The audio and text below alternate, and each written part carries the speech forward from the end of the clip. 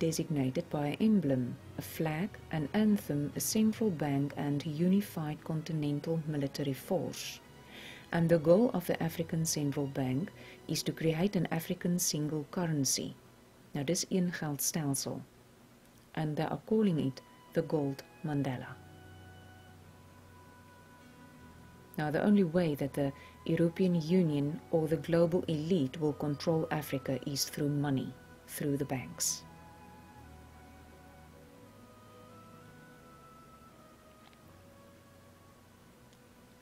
Now this is another article, the Northern American Union, that happens in secrecy. Now this is the article zoomed in. Democrat Party Representative Darrell Dexter was asked about the knowledge of the Civil Assistance Plan, the CAP, which really is joint military agreement signed secretly between Canada and the US.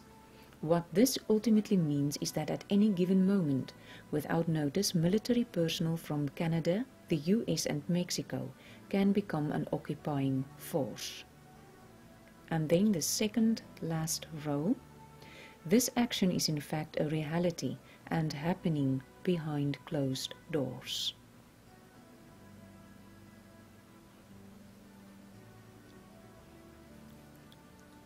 Now this is a world chart. The Club of Rome divided the world in 10 regions in 1968. Now there you can see it.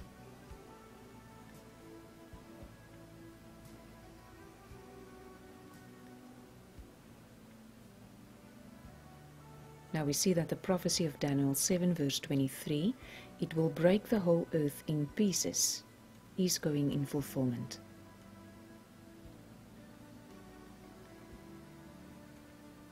Now this is a European Union Parliament's document of security and defense. Now this document shows a map of a global military force that's being enforced on the next page. Now there you can see it.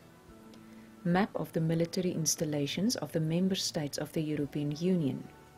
Now the one world governmental system is falling in place, just as the Bible predicted it 2,600 years ago in Daniel. And as you can see, Satan did not forget Africa. Now this is also part of this document.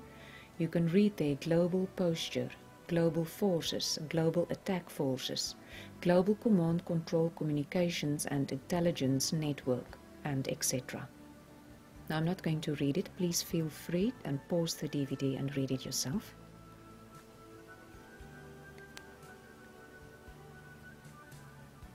Now a key that I believe in when I research end-time prophecies is that I believe that the prophecies in the book of Daniel and of Revelation is prophecies of end times that still have to go in fulfillment, because I believe that this is signals and warnings to the end-time Christians to prepare us for the second coming of Jesus Christ and to warn the world about the Antichrist and the coming one world government.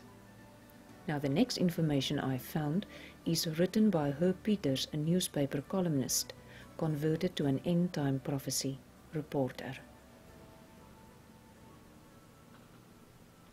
The rebirth of Israel in 1948 brought renewed interest in Bible prophecy in America. Now in 1970, a book on prophecy actually made the New York Times bestseller list and was named the #1 selling book of the decade.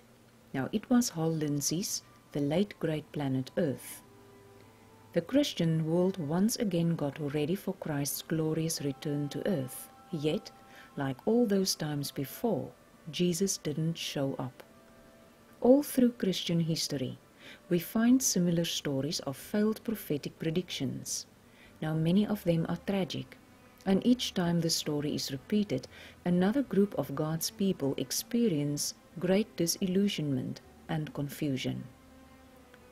It's no wonder we've arrived at a time in Christian history when instead of flames of revival, the subject of Bible prophecy can spark suspicion and skepticism. Yet, this is not the first time many of God's people have had this attitude and have stopped watching for current events that could fulfill prophecy. Now this was the same attitude many of Israel's spiritual leaders had when Jesus began his earthly ministry. Certainly, this man was not the one the prophecies had foretold, they reasoned. After all, so many others had come before him, claiming to be Israel's long-awaited Messiah. In other words, Jesus came to Israel at a time when they least expected it.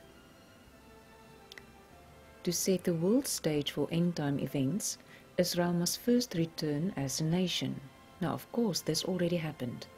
Then, after Israel has appeared, 10 nations in the geographic area of the old Roman Empire must unite in some kind of confederacy.